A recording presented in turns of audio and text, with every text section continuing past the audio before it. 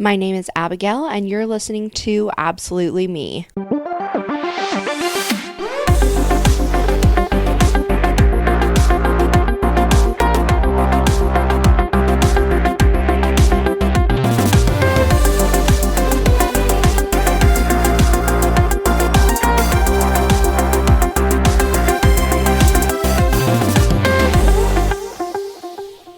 Hello, everyone. Welcome back to another episode of Absolutely Me. I cannot really believe that we are on episode 3.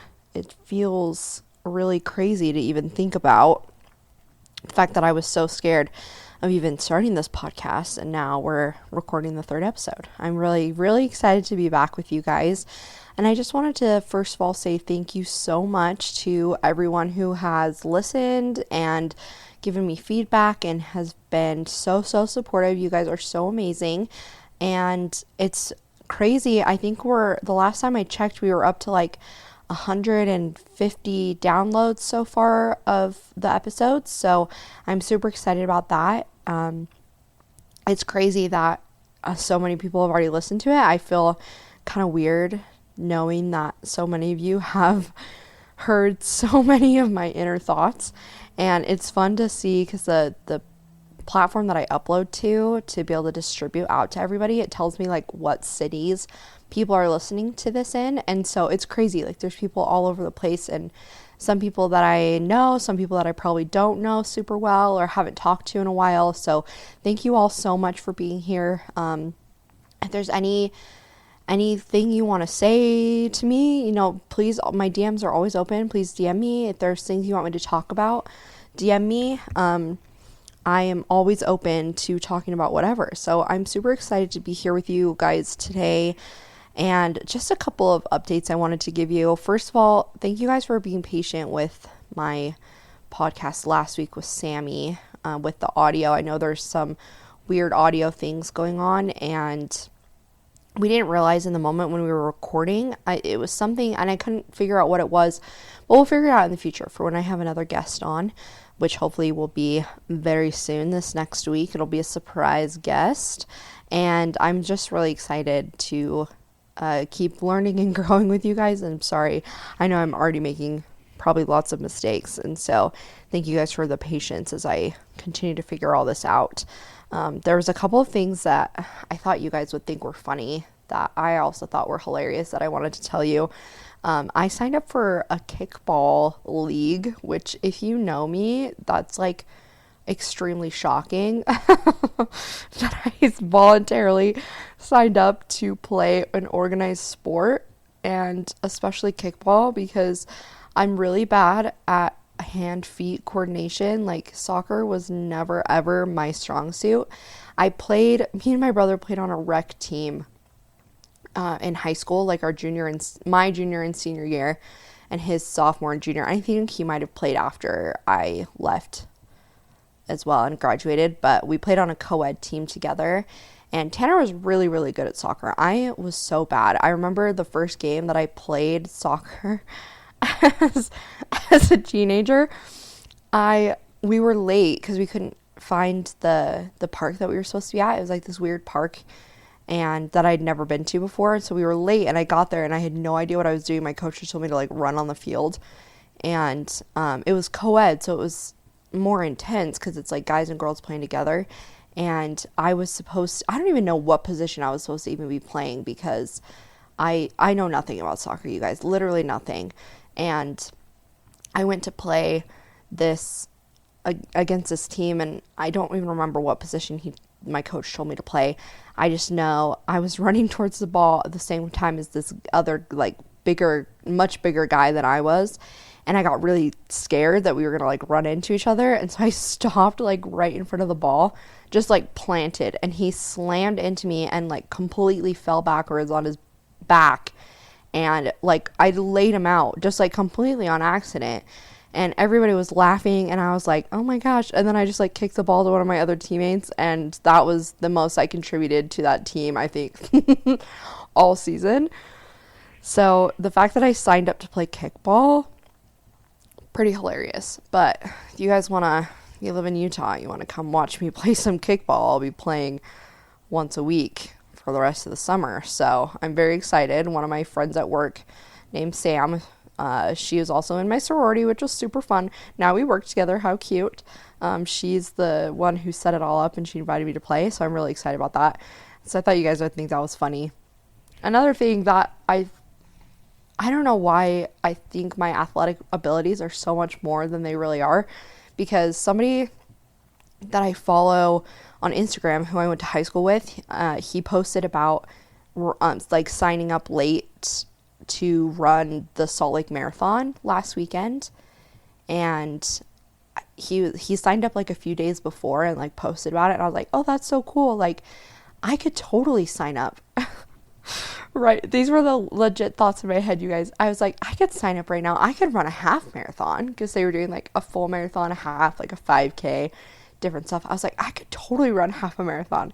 Keep in mind, I probably could not run half a mile without stopping at this point in my life.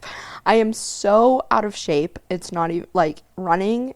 Thinking I could just pick up and run a half marathon when the most I've been able to run without stopping, like at my peak athletic ability so far in my life, was like a mile and a half maybe without stopping. To think I could just pick up and go run a full half marathon by myself with no training, sign up the week of the race and go run that. I don't know, you guys, I don't know what's going through my brain lately, thinking I have all these athletic abilities, thinking I can play kickball, thinking I could go run a half marathon. I don't know. I think it's a good thing that I'm my best friend told me this last week. It was a very big compliment. Shout out Riley. She told me, she was like, you know, I feel like I'm seeing you dream really big now again, and it's something that I've noticed about you lately. And she was like, it's making me really proud of you, and like seeing how far you've come and like how much healing you've had.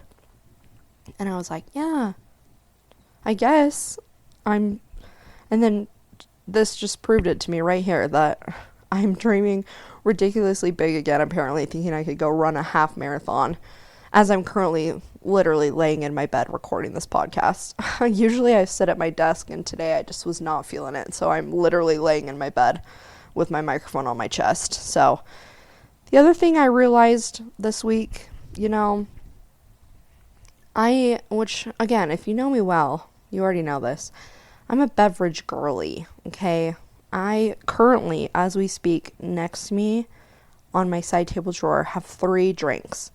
I have my giant Stanley cup filled with water. I have a Dr. Pepper from McDonald's, and I have a frosted coffee from Chick-fil-A. All just chilling on my bedside. And probably won't drink even half of all of them, but it's just, I just love drinks. Like, I collect drinks throughout the day. I like go to the grocery store, and I'll like go to Trader Joe's, and I'll put like 4 different drinks in my cart before I even have any real food in there. And I'm like, you know what, I should probably like put all of these back so I don't blow my whole grocery budget on San Pellegrinos.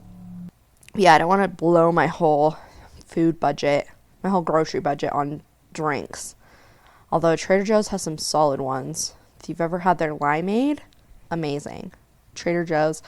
They just built a Trader Joe's right next to my house, and it's been a blessing and a curse, let's just say that.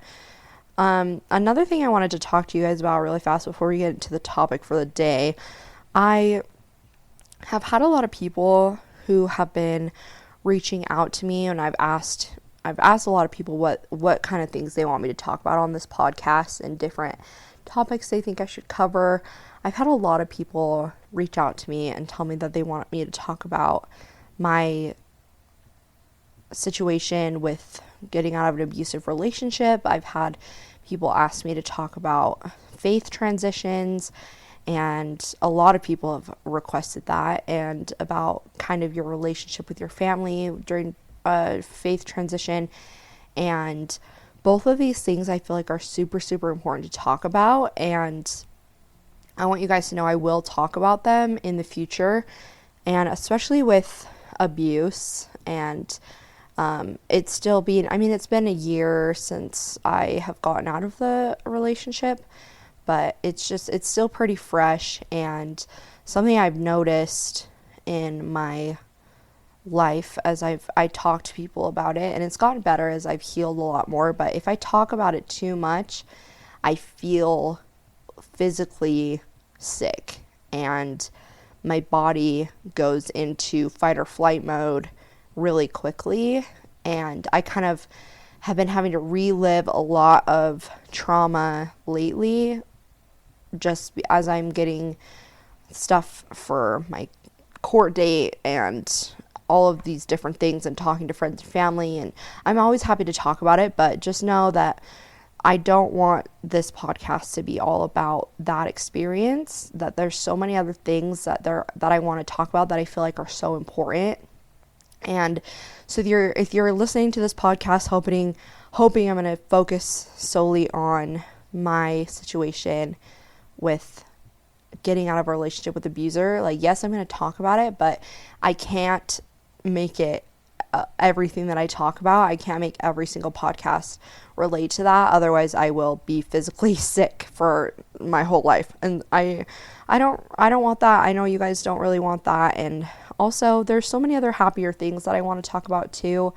And I'm sure it's a huge part of my life. As I've told you guys, my conversation with Sammy was already, a lot of it was focused on that. And as I have different people in my life come on here and we have conversations, I'm sure it's going to continue to come up, and I have no problem with that. I just want you guys to know it's not going to be the sole focus of this podcast, and that I want people to feel like we can have these big important conversations without it having to bring us all down and leaving us with like this heavy energy moving forward. That's definitely not what I want, and I don't want it to be an emotional kind of venting experience for me where I just trauma dump basically on all of you guys. And that's what I'm in therapy. That's why I have a therapist, to trauma dump on my therapist.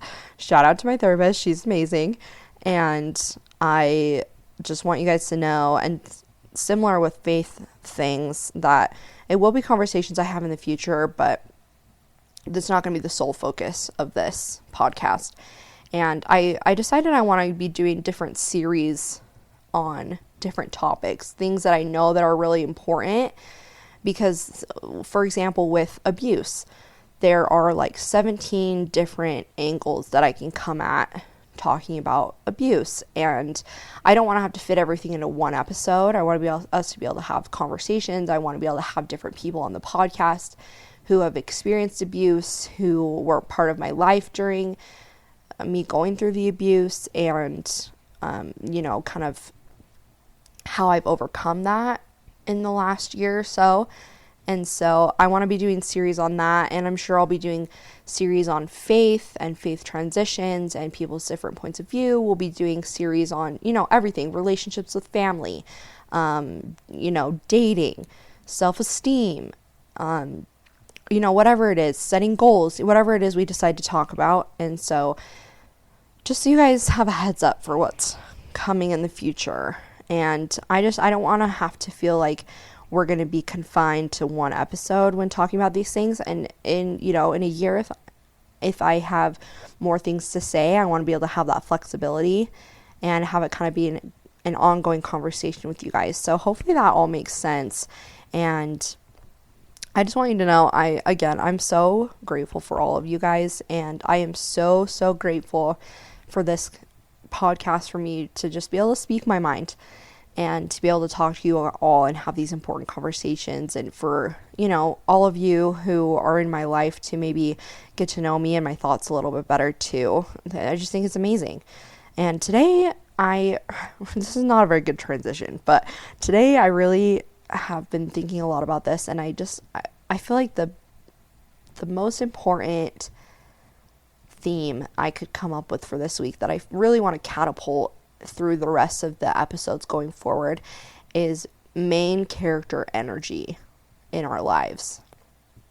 I don't know about you guys, but for so long in my life, I have not acted like I'm the main character in my own story for a really long time. I've let so many people dictate what I want for my life and what direction I should take, and it just feels so inauthentic to me. The most authentic I've ever felt in my life have been the past few months, this past year, as I'm growing into myself and really leaning into what I actually want to do and how I actually feel and what my values are. And I have really just been such a people pleaser for such a long time. Here's an example from today of me being a people pleaser and feeling really guilty. I already told you I've got all my little beverages, and when I went into McDonald's to get my Dr. Pepper, you know how most McDonald's have 2 lines now that you can go to? The one I went to, there was a ton of people in the right lane and there was nobody in the left lane to go through the other, I don't know, the other, what do they call that? The drive-through lane. And I went around all the other people and went to the left one because it was open and you can do that. And I was like, oh my gosh, all these people are going to hate me. And I felt so bad, but I was like, also, it's not my fault. These people are not paying attention and don't realize that there's another line that they could go through. And then 2 people got behind me as they saw me get into the other lane. And I was like, oh, the people pleaser. I'm a recovering people pleaser. The people pleaser in me was like, oh, I should just stay in the right lane and not cause any problems and just do what everybody else is doing. And then the authentic, more main character energy in me was like, you know what? No, just these people aren't paying attention. Just go and order your Dr. Pepper. It's fine. It's not your fault. And I know that that's kind of a silly example, but that's just how I've really dictated my life for such a long time. You guys, I've been such a people pleaser. It's so bad. And a lot of my relationships for such a long time they weren't shallow, I wouldn't say, because I did genuinely care about people, and I have had genuine relationships with people in my life, and I deeply, deeply cared about lots and lots of people, and still do deeply care about many of the same people, and I just would focus so much on what I could do to make them comfortable, to make them happy, and to really give my energy to not hurting their feelings and to not making them uncomfortable and to giving them the space to be, whatever it is that I felt like I needed to give them at the time.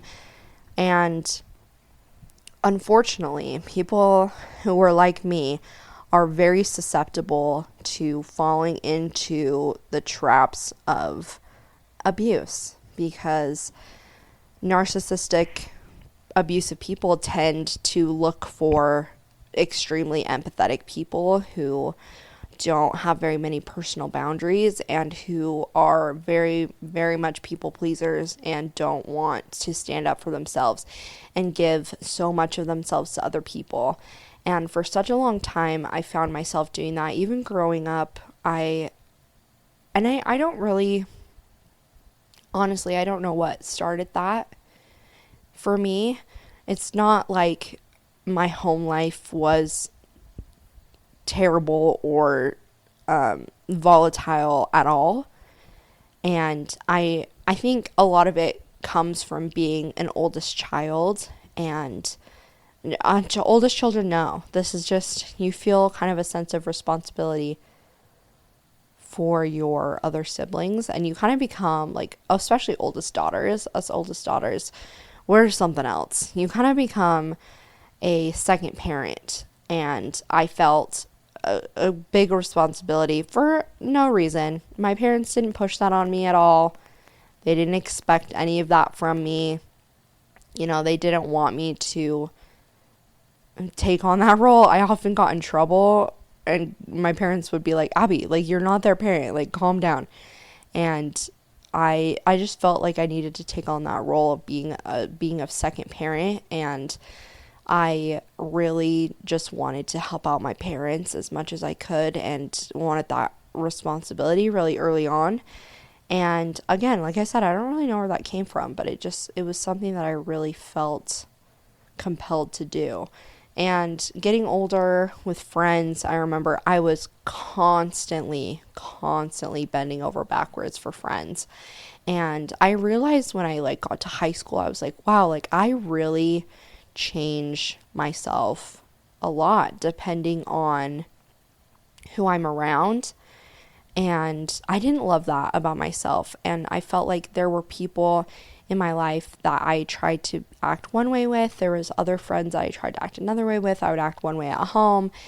And I really didn't like that. And it took me until I got to college really was the first time I was like, okay, you know what? I'm just going to be myself and be who I am. And I'm not going to worry about trying to change myself. And like, that was the beginning of me trying to be more authentic with myself and with my relationships and with people in my life was when I got to college. And I remember just even in elementary school, I had friends who I thought were like edgy, which in elementary school, nobody's edgy, okay, you guys? Like, I had friends who wore bikinis, and I thought that was edgy, okay? I've told you guys, like, I grew up very religious, and people have a lot different views of this now, but like when I was little, I was like, oh my gosh, a bikini is so scandalous. Like, oh, I remember going over to my friend's house when I was in elementary school, and she had like one of those blow up pools in the backyard, and I thought it was like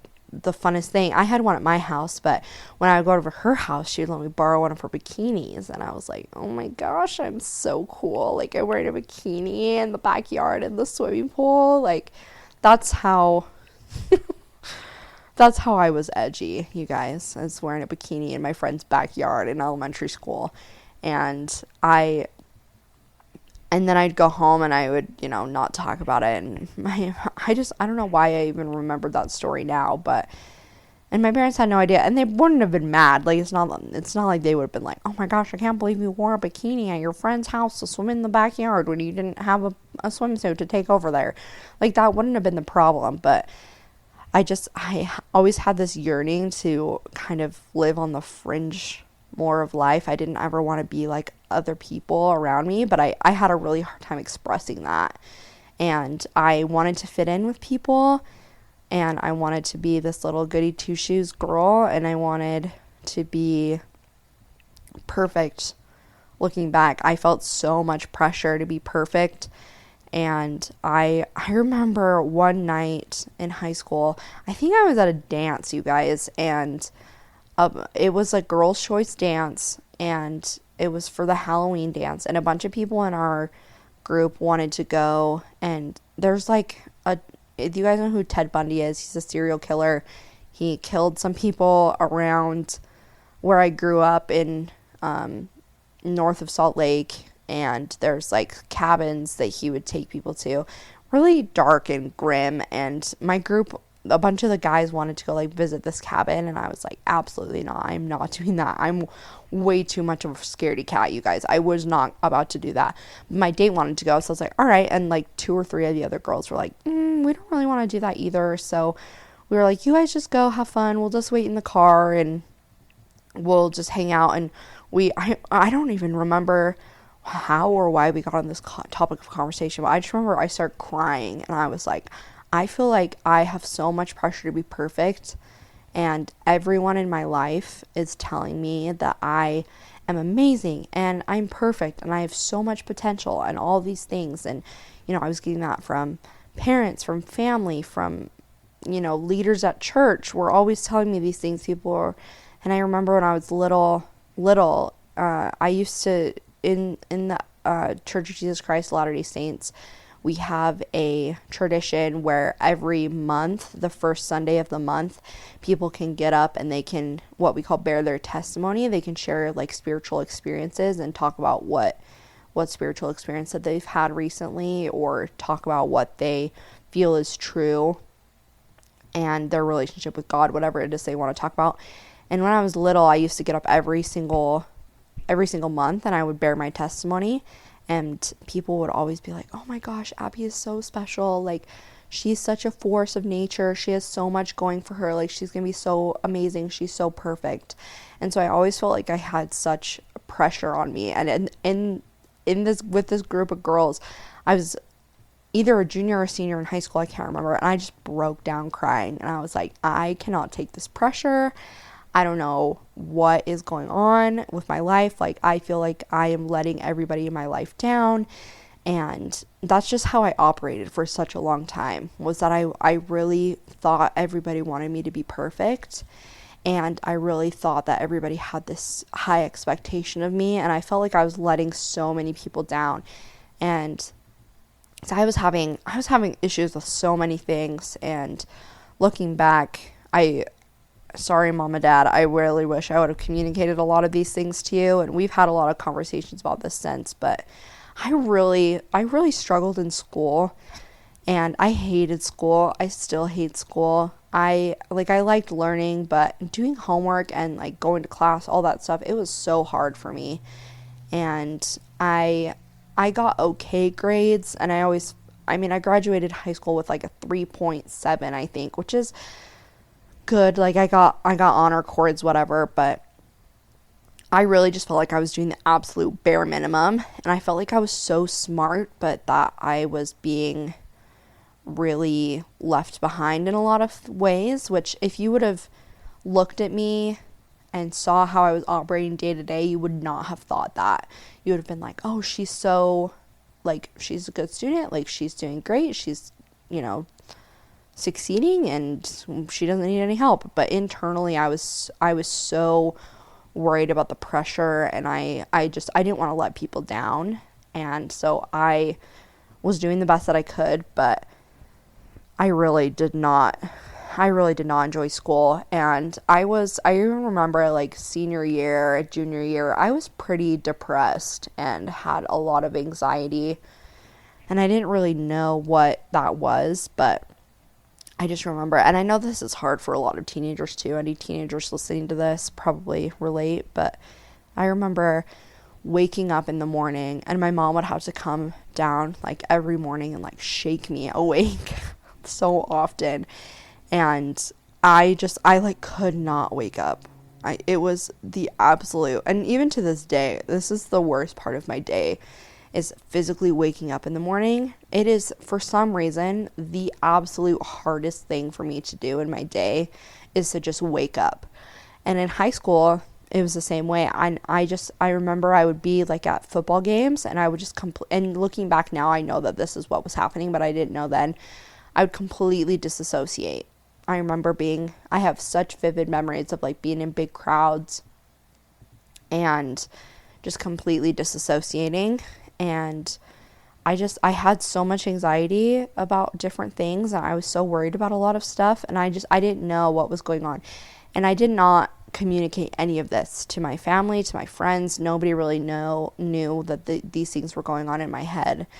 And then I went to college, and I had so much freedom, and I wanted to kind of break out from who I was in high school. And there's only a few people from my high school that went to the college that I went to. And one of them was my best friend, and we weren't like best friends at the time, but we were pretty close. Her and I have known each other since 7th grade, and our rooms ended up being right next door to each other. Shout out Riley once again. And we became like really, really close there. But I just remember being so excited to be kind of away from so many people and really kind of explore who I was, and had that freedom. And I just decided, I remember when I went to college, I was like, you know what, I'm just gonna try out things and just try and be myself.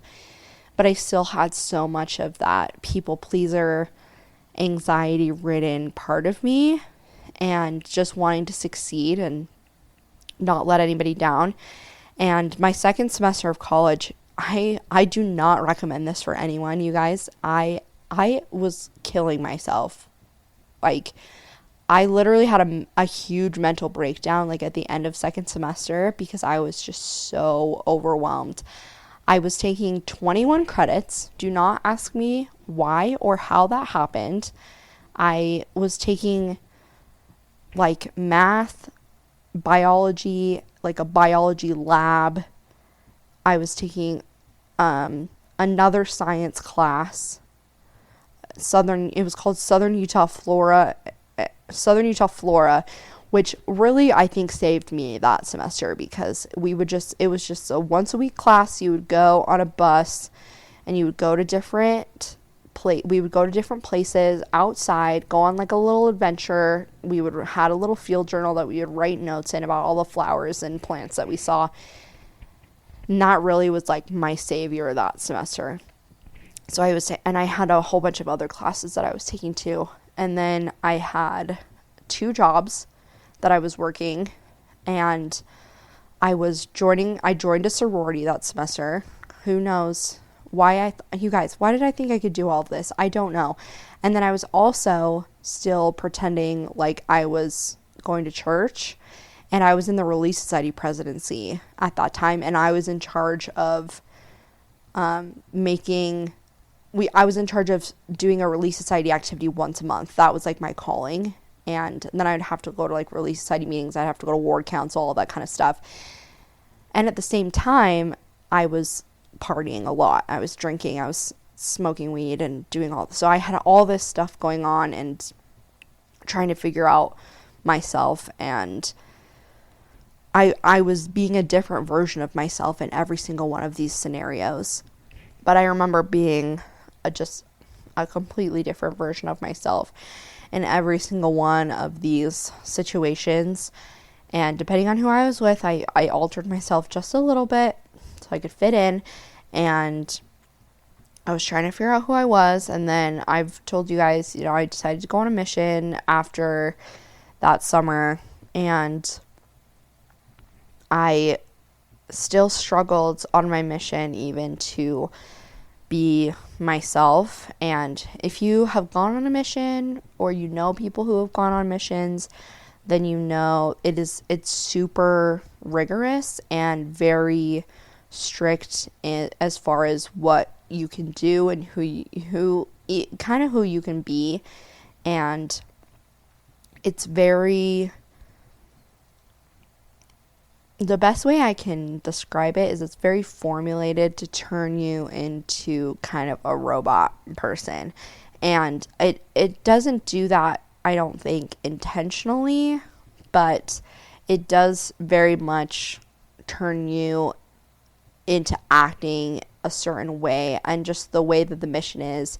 Especially when I was on my mission. When I was on my mission, we weren't calling home every week like people are calling home now. Missionaries get a call home once a week now to their families, which is amazing.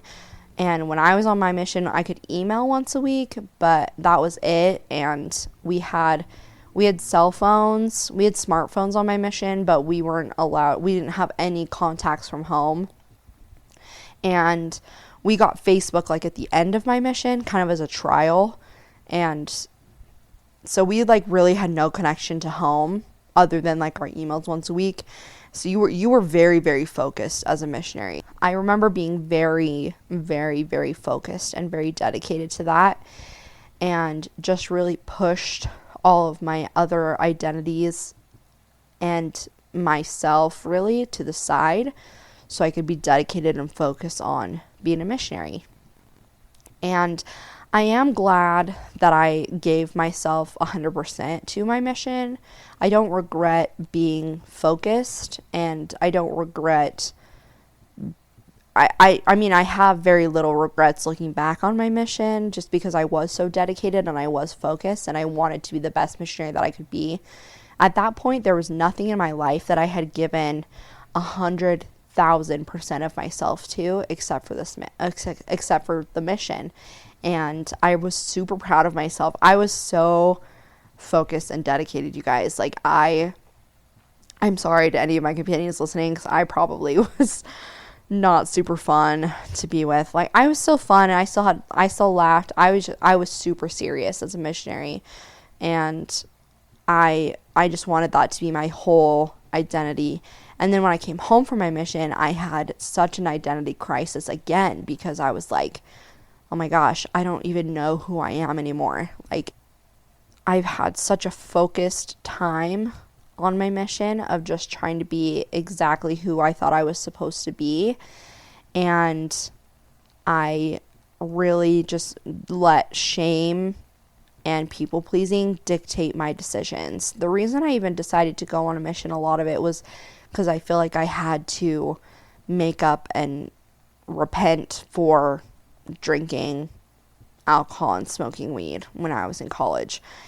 I had such an identity crisis coming home from my mission, because I felt like I didn't know who I was. I didn't really know who I wanted to be, and I had let so much shame and people pleasing dictate my decisions up to that point that I didn't even know who I was really, or what I really wanted. And even post mission I went and moved to Provo, because I thought that that's where missionaries should go when they come home from their missions. You go to Provo. I had no desire to go to BYU. I love people who go to BYU. I know so many people who went to BYU that had amazing experiences. I think that's amazing for people. I personally just had no desire to ever go to BYU. I didn't want to I wanted, for lack of a better word, a diversity in my life. I wanted there to be people who were different around me. I wanted to be able to have an experience that was different from growing up, and I just felt like if I went to BYU, it would be exactly the same as being in high school, and I didn't want that. But then when I came home from my mission, I was like, oh, well, this is just kind of where people go when you come home from your mission. You go here, and I did want to be closer to my family. I did want to have a different experience than I had at SUU, as far as being not so isolated and having more connection with people. And I just wanted to figure out who I wanted to be. And so I decided to go to Provo. In June, it'll be 5 years since I've been home from my mission, and I still feel like there's so much stuff I'm learning about myself, and so many things that I have to improve on to really fall into my most authentic self. And I'm sure that this is going to be a journey throughout the rest of my entire life. But the biggest thing that I've realized in the past few years is that you have to have enough self-love to be the main character in your own story. For such a long time, a reason that I just let so many people dictate my life is because I didn't have enough self-love or enough self-respect to be able to do what I really wanted to do. Act how I really wanted to act. Be who I really felt like I was and wanted to be. And also, another thing is that I had zero boundaries. And even up till the last 2 years, I had absolutely no boundaries. And it's something that I've been working on quite a bit, talked a lot about in therapy. I've had a lot of really tough conversations about this. And boundaries, I learned they are so hard to learn, and they're so hard to enforce, and they're hard to determine what boundaries you want for yourself. And all of this has to come back to self-love. You have to love yourself enough to realize that you have to protect yourself. And that's what boundaries are. Boundaries are not for anybody else. Boundaries are for you to protect yourself, because you love yourself enough to know that you deserve better.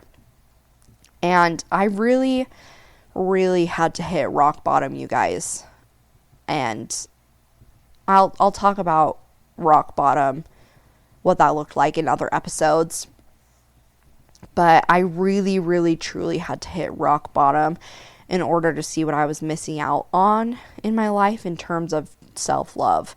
And I really just had nowhere else to turn or look to when I was at rock bottom, other than to be like, wow, I must really hate myself to have allowed myself to get to this point. And self-love is something I've always struggled with. It's something that I've always been so worried about.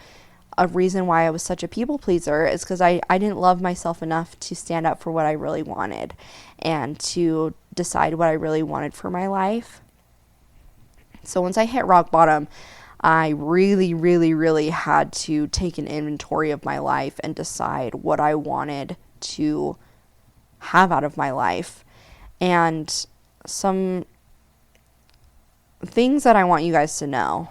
I am not even close to perfect at anything in in my life. Like, especially when it comes to self-love, with boundaries, with all these kinds of things we are talking about. Like, I am not even kind of perfect at this. It's still something that I'm going to be working on probably for the rest of my life, just like everybody else. But that it's something I thought was so important to talk about, because if you want to have that main character energy, you guys, which is what we all should be striving for, that these are the things that we need to be doing. And the things that have really helped me kind of get this self-love, get this main character energy, if we want to say, going forward in my life. Number one, the absolute biggest thing that has helped me is going to therapy. And luckily, I have an amazing therapist, and I was really, really lucky. We clicked really, really fast. She's the only therapist I've ever been to, and she's helped me so much. And just even going and talking about my problems, talking about things that were on my mind and on my heart, really just getting it out there has helped me. But my therapist is amazing, and I know she genuinely cares about me. She's helped me so much, and it's great to just be able to have somebody to talk to. And then other than that, from therapy, I've learned things about increasing my self-confidence, because it's not something you can just switch on. Like, one day you can't just be like, oh, I've been not very self-confident for a long time, like, oh, today I'm gonna wake up and be confident. Like, it doesn't really work like that.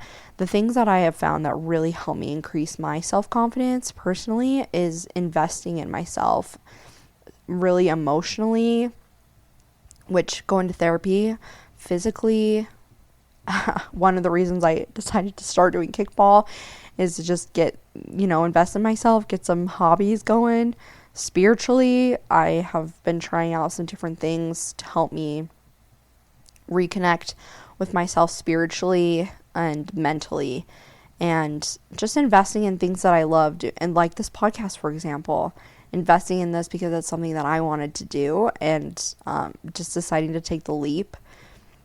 That's something that's been very helpful. Investing in myself has really given me self-confidence, and learning boundaries and how to set them have been another really big thing that has helped me a lot, because like I said before, I had no boundaries. I just let people walk all over me, and it's super hard setting boundaries. Like, at first it genuinely feels like so uncomfortable and like you're being so mean, but that it really helps protect yourself.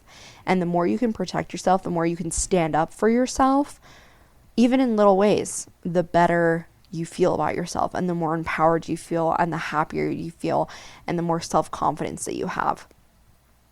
Another thing is that I realized when I say this, I don't want you to think that I don't take this to an extreme, but realizing that I don't owe anyone anything. I don't owe anyone anything. That what I give to people is because I am giving it freely, and that I don't owe people anything. I don't owe my, family members. I don't owe my employer. I don't owe friends. I don't owe boys anything. But that the things that I give to them are genuinely from my heart, and things that I want to give them. But that in a real relationship with people, that you don't owe them yourself. You don't owe them your time. You don't owe them your emotions. You don't owe them anything. That what you're giving to them is a privilege, and that it's something I give freely, like family, friends, my relationship. Like, it's things that I give freely, and because I genuinely want to give it to them, but that I don't owe them anything. That's been very freeing, and it's hard to say that without sounding, I think, toxic.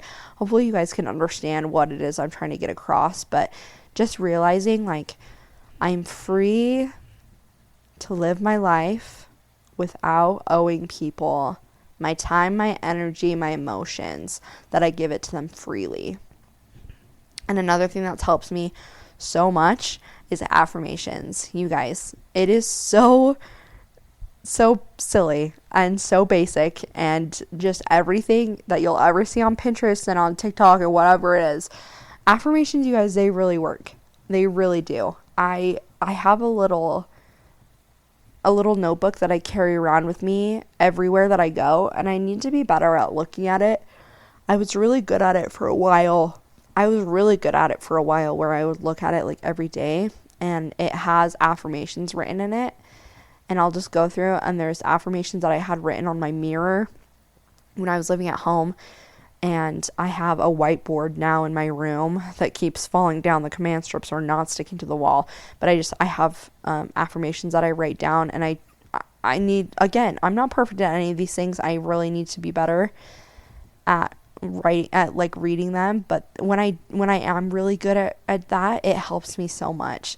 Another thing that my therapist taught me that is so great, that some of you maybe have heard before too, is you stand in front of a mirror, and it feels really strange. You stand in front of a mirror, you look yourself in the eye, and you give yourself a high five in the mirror, and you say out loud, I have your back. I've got you. We can get through anything. And that genuinely has helped me so much, realizing that I can't rely on other people to help me feel a certain way, and I can't rely on myself to help other people feel a certain way. I just have kind of had to release. That's one of my affirmations that I have to tell myself, to remind myself, is that I'm not responsible for other people's emotions, and I'm not responsible for others' response to my boundaries, and that I alone am responsible for how I feel, how I act, and how I go throughout the world. And when I look at myself in the mirror, I can give myself a high five and tell myself, hey, I've got your back. We can get through anything. There's so much peace and confidence that come in that. Even just saying that out loud right now, like I'm feeling like, yeah, I can do this. So it's good. And today's been not a great day, you guys, that I'm going to tell you. This, today's not been a great day mentally. So just even saying these words out loud helped me feel a little bit better. And like I said, this is all really, really hard, and I'm not perfect at it. And I still have really bad days, and there are things that I still need to work on. And this is going to be an ongoing process throughout the rest of my life. But the thing that I love feeling lately is that I'm really in control of my future. And that's super new to me, realizing that I have control. I don't owe people anything. The universe is mine. Everything that I want, I can attain, and that I have the power to change my future. That is another affirmation I tell myself, you guys. I have the power to change my future, to dictate what goes on in my life. Wow. So powerful. And something that I have had to do to realize what it is that I need to, because some of these things may not work for you guys, and I would love to hear from you guys things that you have done to help you in your own journey moving forward. But something that I've had to do to help me realize what affirmations I need, what things I need to do and talk about in therapy, what books I need to read to help me get tools to move forward, whatever it is I've had to really take a personal inventory of my life. And some of the things that I've had to take inventory of, which I will talk about in the future on a lot of these things, and going forward in podcasts, or just like, my relationship with my family, my view on my religious beliefs, my mental health, my friendships, my self-care, the way that I view myself, what my career is going to be, what my values are, my physical health, dating, my boundaries, etc., etc., etc. Lots of things that I have thought about, and things that I know that I've needed to kind of take control over, and helped me get that main character energy, you guys, because I want to live my life in the way that I want to live it. And so a lot of the self-inventory stuff has been really helpful. honestly, I have really felt since getting out of an abusive relationship that I'm really going through like a 12-step program.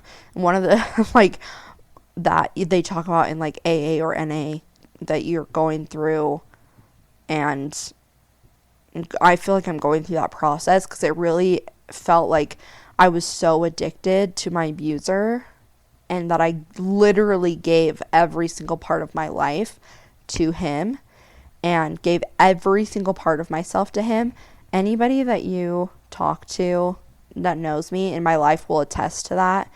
And so I've really had to take inventory, and that's one of the steps that they talk about in the 12-step program, is taking inventory of your life, an honest inventory. I've had to really look at my life and look at myself and say, okay, where is this at? Where do I want it to go? What do I need to do to make it get there? What are some things I can maybe shed right now? And I have had to get rid of so many things and kind of just get down to basic necessity. Like there's been times in the last year, especially like right when I left my abusive situation, where I was focused on waking up, going to work, making sure I ate something that day, and sleeping, making sure I was going to sleep.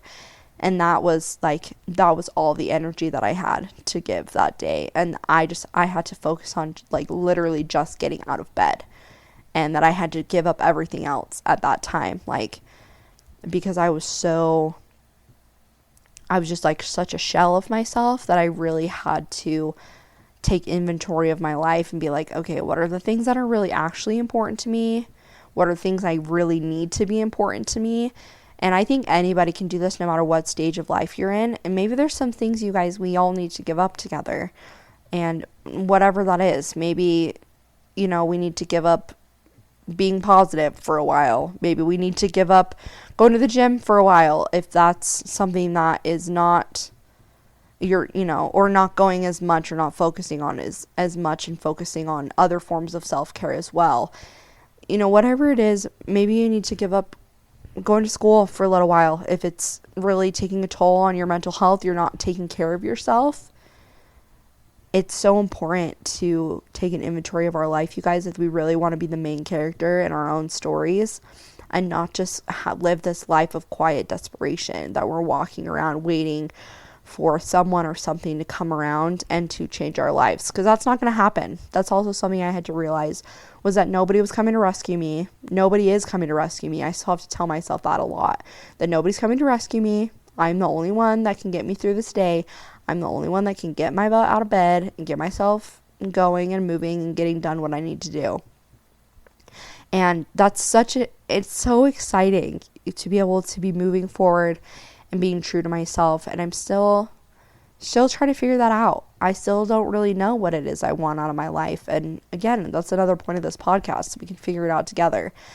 And being able to just discover more of what my values really are, the things that are I want to be important to me, things that I feel very passionate about.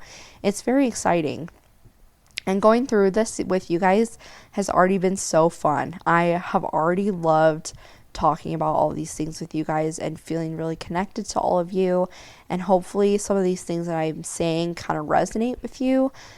There's not really a lot of takeaway, I feel like, from this episode, other than just we need to learn how to be the main characters for ourselves, and that we can't let anybody hold us back, you guys. I feel so passionate about that now. Like, I am never going to let anybody dim me ever again, that I want to live my life and be true to myself, and I want to live as Abby, and I don't want to let anybody else dictate who I am or what I do.